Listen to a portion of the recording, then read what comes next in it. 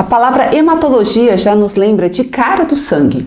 A hematologia, ela estuda os elementos do sangue, estuda a produção desses elementos e os órgãos que eles são produzidos.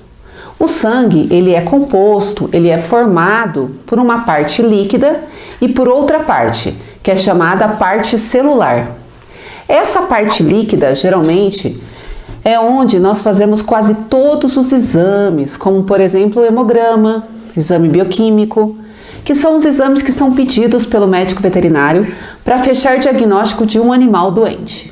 Graças à tecnologia, com aparelhos mais modernos, eles conseguem separar a parte líquida do sangue de forma rápida e eficaz, e para alguns exames isso é bem necessário, porque até economiza, em alguns casos, produto de laboratório, como por exemplo os anticoagulantes, que evitam a coagulação sanguínea.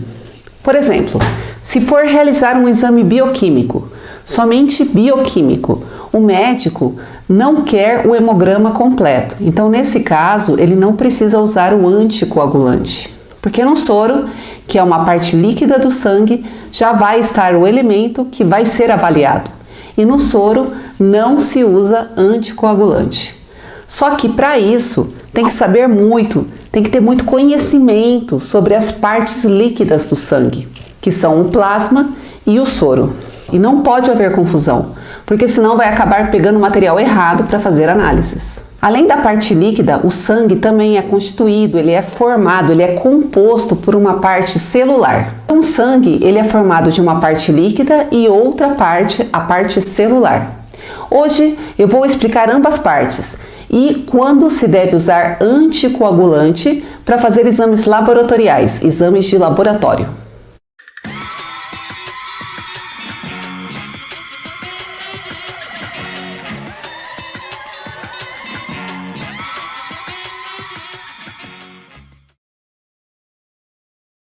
Oi, tudo bem com vocês? Sejam novamente muito bem-vindos ao meu canal, um canal sobre medicina veterinária.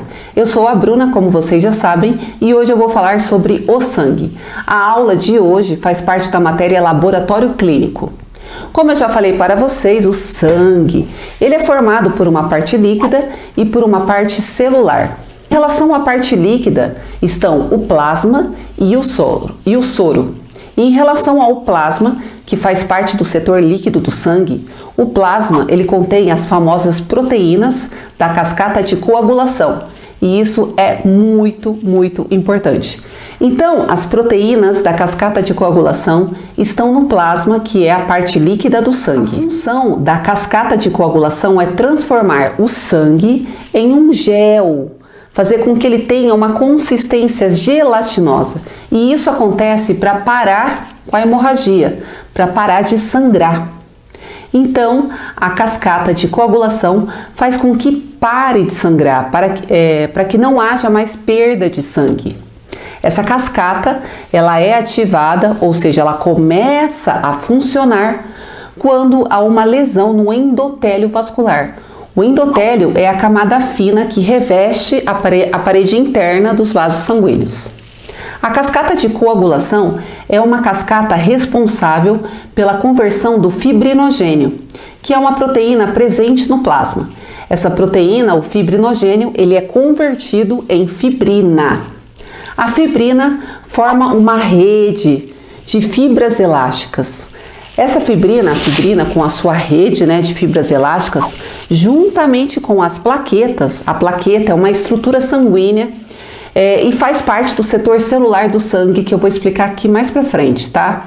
Então a fibrina com as plaquetas, elas formam um tampão para bloquear a lesão, para evitar assim a perda de sangue. Um exemplo disso é o médico veterinário, que vai lá e pede um exame, porque ele quer avaliar o tempo de coagulação. Por exemplo, o tempo de protrombina, que é uma proteína que converte o fibrinogênio em fibrina.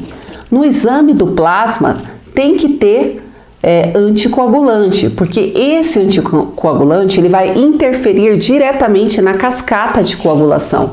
Ele vai impedir que essa cascata seja ativada. O exame que avalia o tempo de coagulação vai avaliar a via intrínseca da coagulação.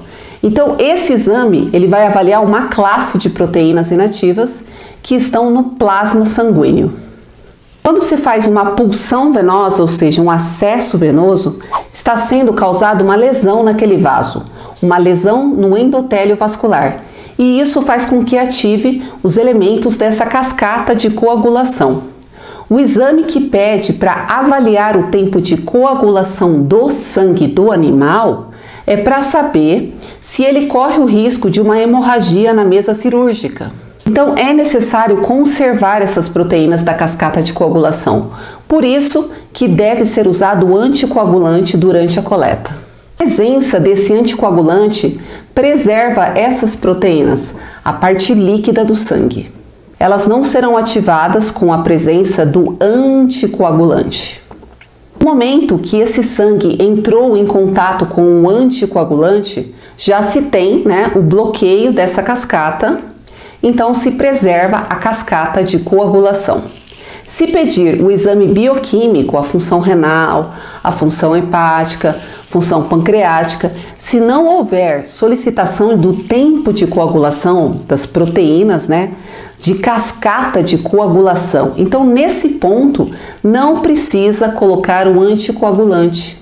Se não coloca anticoagulante, se deixar esse sangue em repouso, mais ou menos em 30 minutos ou até menos, já se tem a formação do coágulo, já se vê a separação das partes, e isso se vê a olho nu. A parte mais sedimentada, que é a vermelha, por causa da presença de eritrócitos, também chamados de glóbulos vermelhos ou hemácias.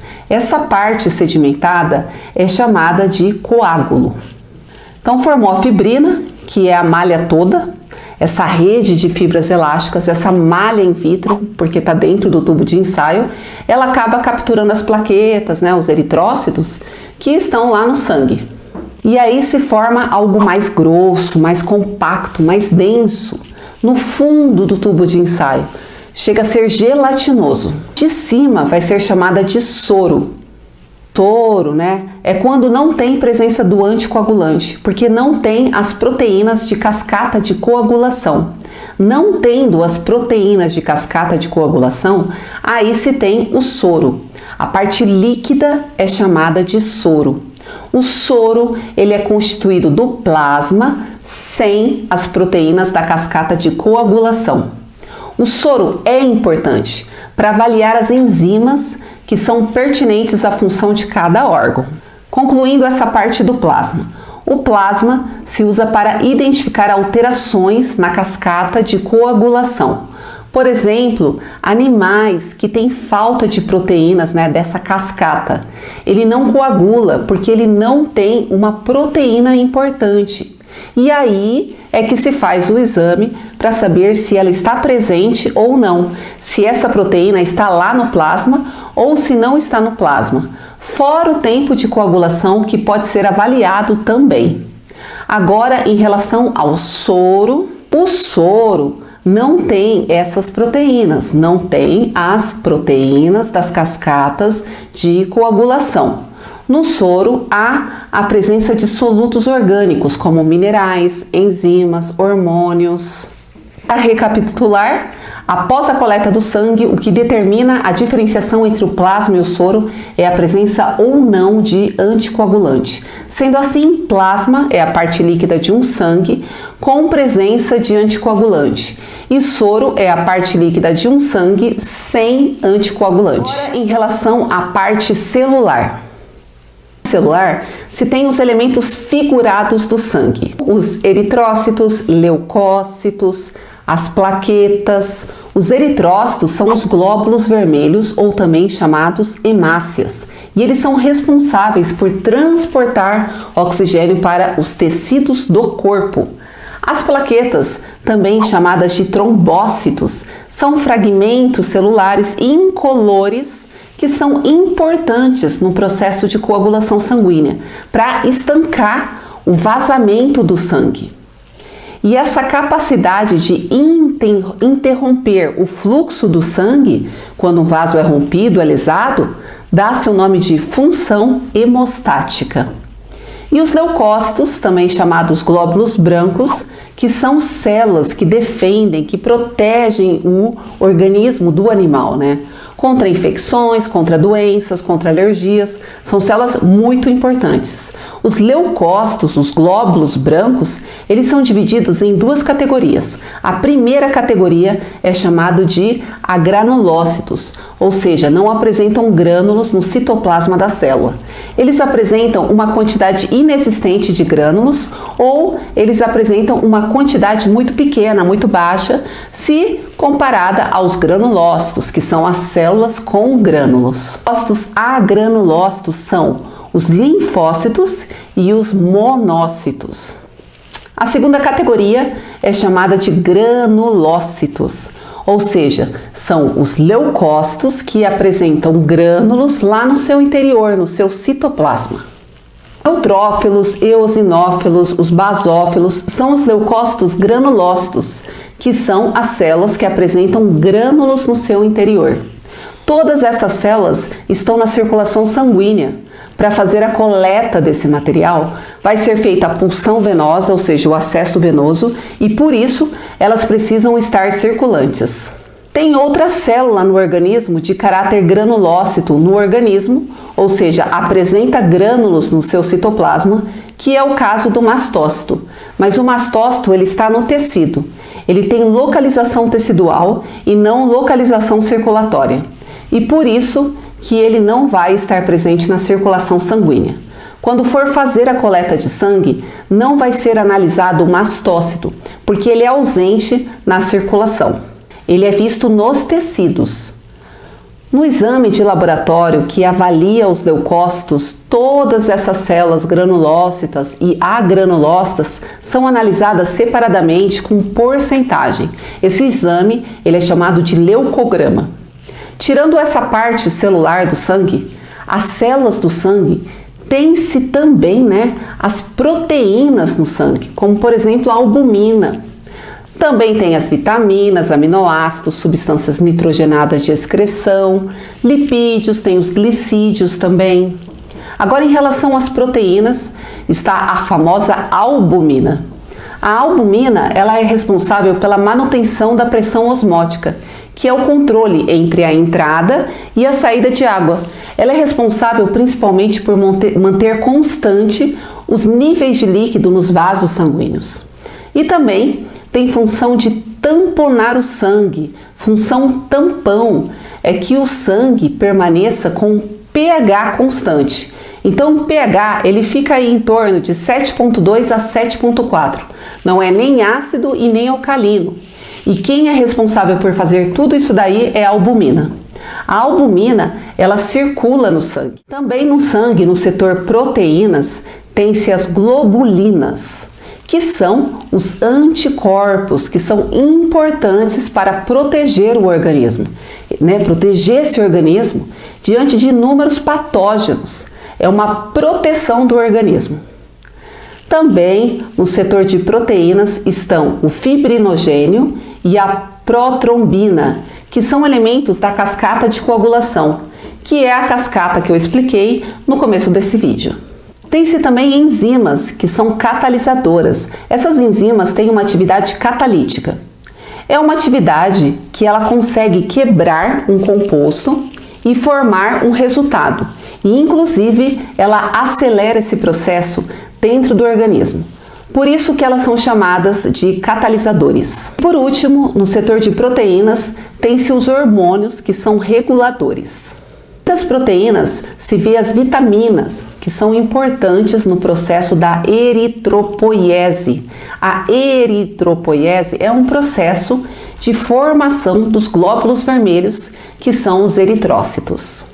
Também tem os aminoácidos, que são importantes para a formação das proteínas do organismo. Também tem substâncias nitrogenadas de excreção, como a ureia, o ácido úrico e a creatinina. Essas substâncias elas serão metabolizadas e excretadas do organismo. Tem-se os lipídios, como colesterol e triglicérides, E por último, os glicídios, que é onde, a gente vê a glicose. A glicose, ela aponta caso houver alguma disfunção pancreática, alguma disfunção em relação à insulina, o que vai fazer com que aumente a concentração de glicose no sangue do corpo do animal. Isso dentro do contexto da diabetes, mas também tem outros contextos, onde é analisada a glicose do sangue para ver a situação de saúde do animal. E isso aqui era tudo o que eu tinha que explicar para vocês. E aí, me conta se você já fez uma coleta de sangue em algum animal, cachorro, gato, animais grandes, me conta aí que eu quero saber. Aproveita agora e se inscreve no meu canal, deixa o seu like que me ajuda muito. Através do seu like, o YouTube ele apresenta este vídeo, ou o meu canal, para outras pessoas que tenham o seu mesmo perfil. Então, me ajuda aí. Ative também o sininho das notificações para você ficar atualizado aqui no canal e receber todos os meus futuros vídeos. E não deixe de compartilhar este vídeo com os seus colegas de estudo. Até o próximo vídeo. Tchau!